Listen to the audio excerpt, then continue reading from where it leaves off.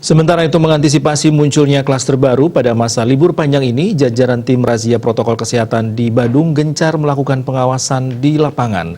Para pelanggar yang terjaring langsung menjalani rapid test sampai dengan pengenaan denda administrasi. Kasatpol PP Badung IG AK Suryanegara mengatakan ada 40 orang pelanggar yang menjalani rapid test. Semua hasilnya non-reaktif. Selain itu ada 3 pelaku usaha yang mendapat teguran. Ia mengakui masih saja ada pelaku usaha yang melanggar terutama masalah kerumunan, social distancing atau jaga jarak, dan membiarkan pelanggan berdesak-desakan. Terkait sarana prokes rata-rata sudah menyediakan.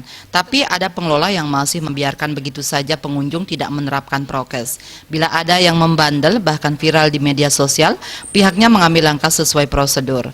Meminta membuat surat pernyataan dan bila kedapatan lagi pilihannya tutup sementara 1 minggu atau denda 1 juta.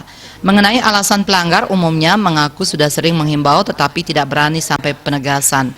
Mereka takut kehilangan pelanggan, tak punya tenaga pengaman, serta alasan tamu masih makan dan minum. Sugiatnyana